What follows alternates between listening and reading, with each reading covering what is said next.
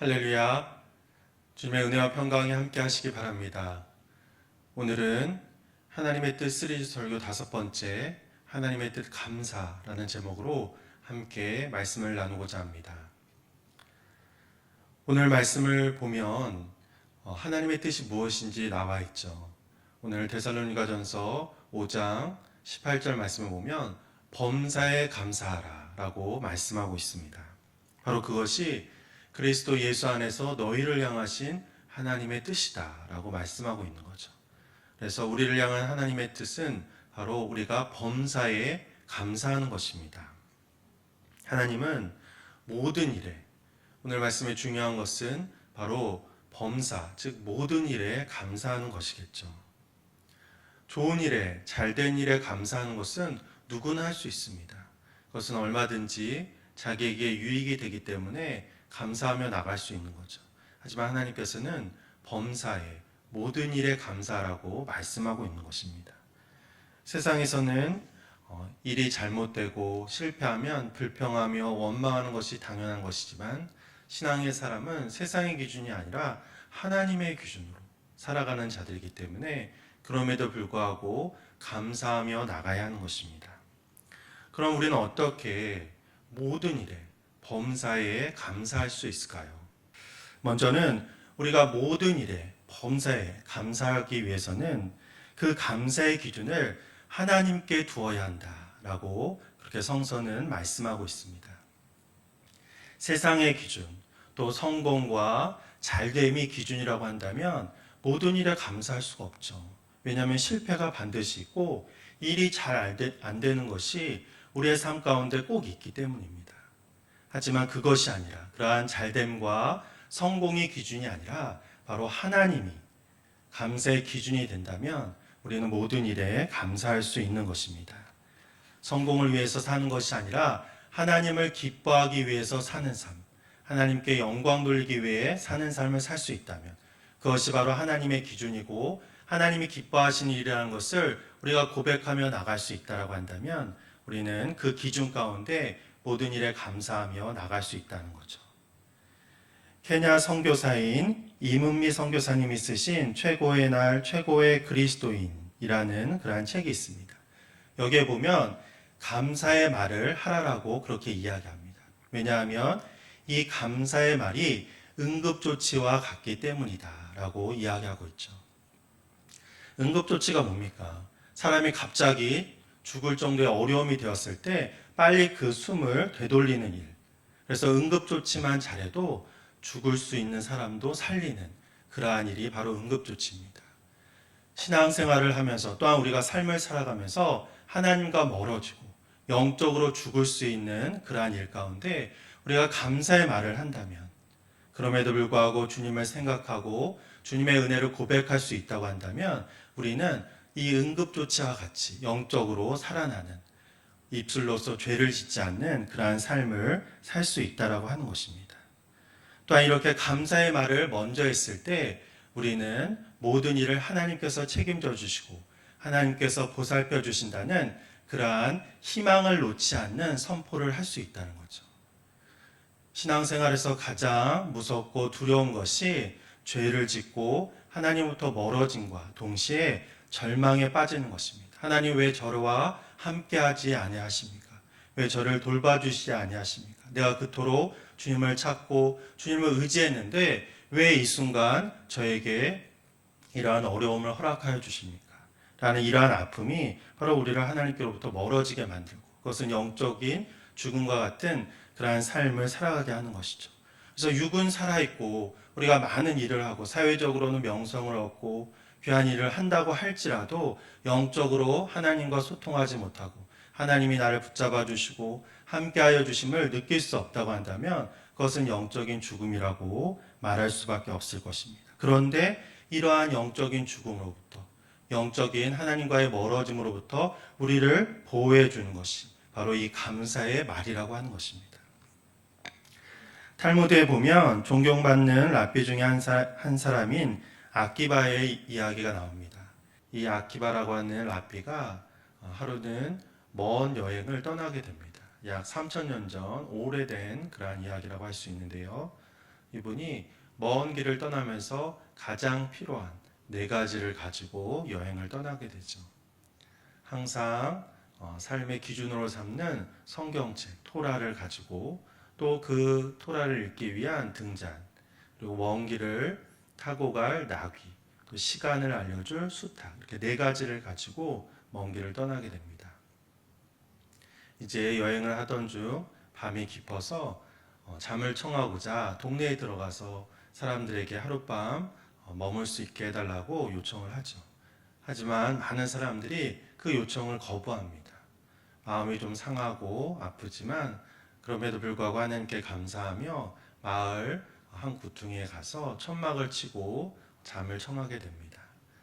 하지만 잠이 오지 않아서 토라를 읽기 위해 등잔을 켜죠. 근데 바람이 너무 세게 부는 것입니다. 그래서 불이 꺼지게 되고 그토록 좋아하고 또한 묵상할 토라를 읽을 수 없게 됩니다. 그럼에도 이 아키바는 낙심하지 않고 하나님이 이것을 더 좋은 길로 인도해 주실 거야 라고 생각하면서 하나님께 감사하게 됩니다. 그리고 잠이 들고자 했음에도 불구하고 옆에서 들짐승들이 아주 크게 우는 것입니다. 그 소리에 놀라서 나귀와 수탉이 도망가는 거죠. 나귀가 없으면 먼 길을 걸어가야 되고 수탉이 없으면 시간을 알 수 없기 때문에 어려움이 되지만 그럼에도 불구하고 아키바는 하나님께 감사하며 나를 더 유익한 곳으로 인도해 주실 거야 라고 하는 그러한 믿음 속에서 감사 기도를 하며 잠을 청하게 됩니다. 다음날 아침이 되어서 마을에 가보니 마을이 난리가 난 것입니다. 마을에 밤사이에 도적대가 들어서 많은 사람들이 죽고 많은 집들이 허물어지게 된 거죠.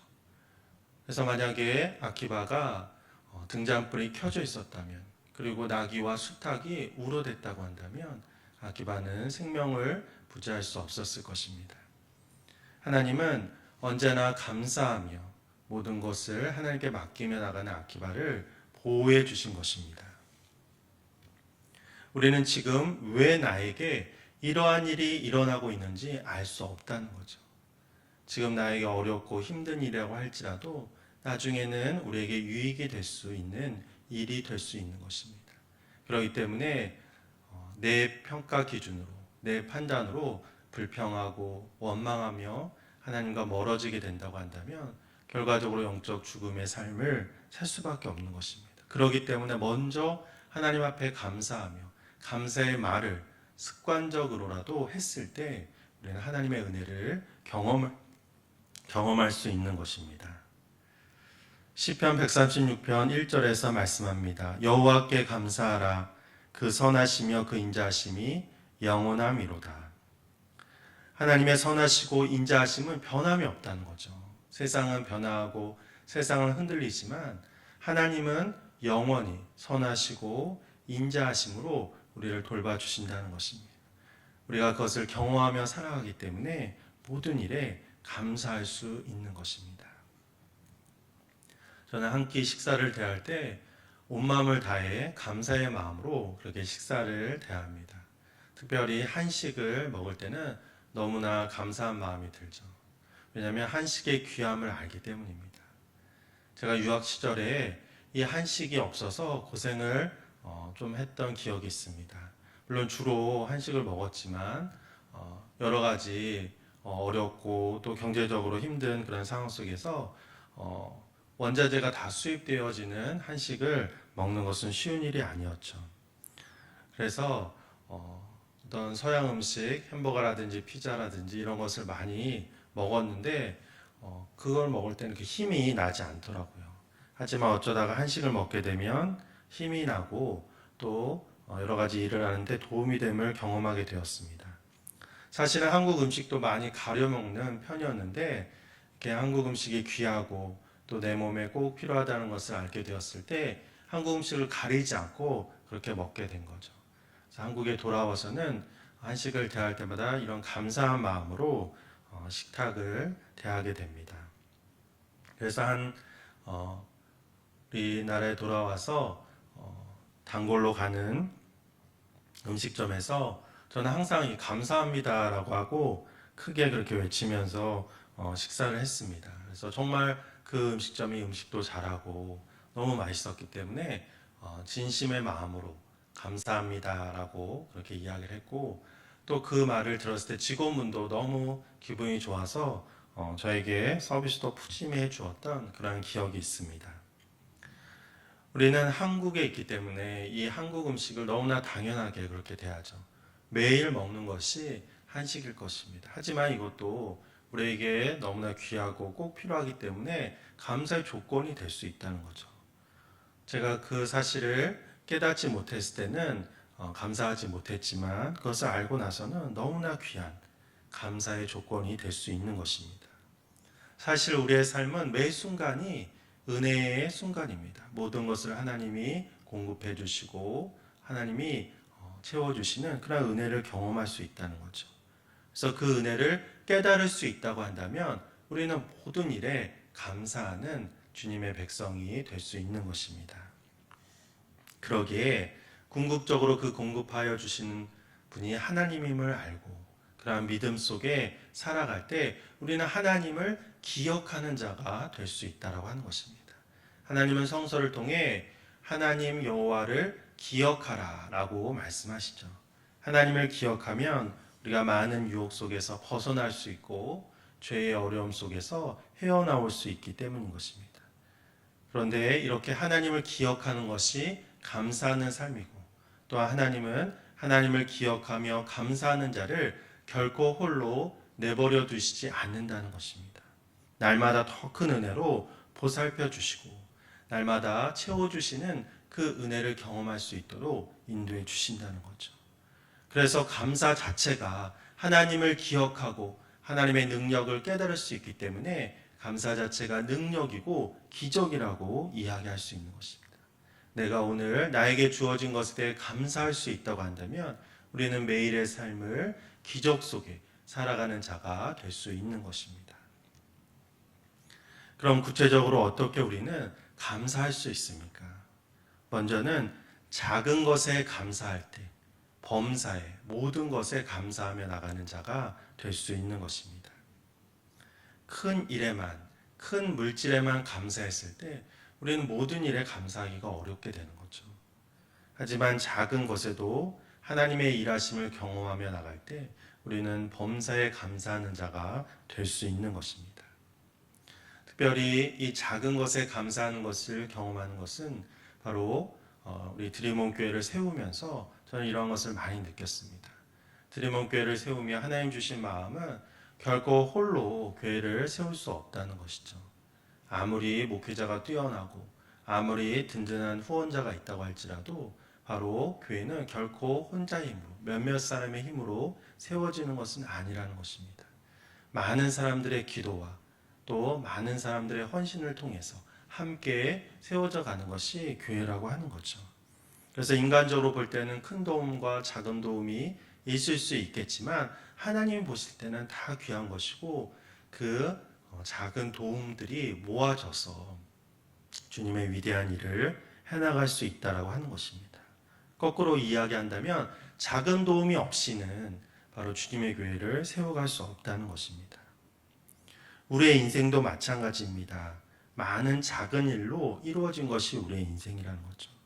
작은 일 같지만 그 작은 일이 사실은 결정적으로 우리의 삶을 결정지을 수 있다는 것입니다. 그렇기 때문에 작은 것을 작게 여기는 것이 아니라 그 작은 일 속에 공급하시고 역사하시는 하나님을 경험할 때 우리는 그 일에 감사할 수 있고, 그렇게 작은 것에 감사했을 때 범사에 감사하는 주님의 사람이 될 수 있는 것입니다. 또 그것에 감사하며 나갈 때 하나님께 영광 돌릴 수 있다는 거죠. 우리는 하나님을 영화롭게 하는 삶을 살기를 원할 것입니다. 그런데 그 하나님을 영화롭게 한다는 것은 어떤 거창한 일이 아니라는 거죠. 나에게 오늘 주어진 작은 일에, 나에게 매일 주어진 그러한 작은 일에 감사하며 나갈 때 하나님을 영화롭게 하는, 하나님께 영광 돌리는 삶을 살 수 있는 것입니다. 그래서 매일의 작은 일에 감사하며 범사에 감사하시는 성도님들이 되시기를 간절히 축원합니다. 또한 우리의 감사는 욕심을 내려놓을 때 모든 것에 감사하는 그러한 일이 될 수 있습니다. 욕심이 많고 기대치가 높으면 감사하기가 어렵습니다. 영화를 볼 때 이러한 경험을 많이 해보셨을 겁니다. 출연진도 화려하고 또한 광고도 화려해서 아주 기대감을 가지고 영화를 봤는데 그 영화가 기대에 미치지 못하는 경우가 많이 있죠. 반대로 내가 보고 싶은 영화가 있어서 갔는데 그 영화가 매진이 되어서 어쩔 수 없이 다른 영화를 봤는데 그 영화가 또한 명작일 경우도 있는 것입니다. 왜냐하면 기대하지 않고 나갔을 때 어떤 작은 부분에도 감동을 받고 또 그 영화를 통해서 큰 인사이트를 얻을 수 있기 때문인 것이죠. 우리의 삶에 기대가 너무 많고 또한 욕망이 너무 많다 보면 작은 것에 감사하지 못하고 욕심을 내려놓지 못하면 모든 일에 감사하지 못하는 삶을 살 수밖에 없는 것입니다. 그렇다고 꿈과 소망을 내려놓으란 말은 절대 아닙니다. 불필요한 욕심, 다른 사람과 비교하며 갖는 욕망을 내려놓으라는 것입니다. 욕심 때문에 감사할 것을 감사하지 못한 경우가 얼마나 많습니까? 하나님께서는 한없는 은혜를 우리에게 허락하여 주시는데 그것에 감사하지 못하는 것, 우리의 욕심과 욕망 때문이라는 거죠. 마태복음 5장 3절에서 말씀합니다. 심령이 가난한 자는 복이 있나니 천국이 그들의 것이며. 산상수훈에서 천국의 어떤 곳인지 또 천국은 어떤 사람이 갈 수 있는지 말씀하고 있습니다. 근데 그 말씀의 첫 번째가 심령이 가난한 자가 천국에 갈 수 있다라고 말씀하고 있는 거죠. 심령이 가난하다는 것은 욕심과 욕망을 내려온 그러한 마음 상태를 이야기하는 것입니다. 아무리 많은 것을 가지고 있고 많은 것을 누린다고 할지라도 또 하나님의 충만한 은혜 속에 있다고 할지라도 바로 마음에 가난함이 없다면 욕심과 욕망을 내려놓은 그러한 삶의 모습이 없다고 한다면 하나님께 감사할 수 없는 것입니다.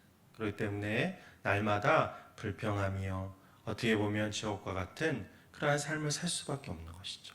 하지만 상대적으로는 조금 덜 가지고 많은 것을 누리지 못한다고 할지라도 늘 하나님을 의지하며 또한 가난한 마음으로 살아갈 때 많은 것에 대해 하나님께 감사할 수 있고 그렇기 때문에 천국의 삶을 누리는 복된 삶이 될 수 있는 것입니다.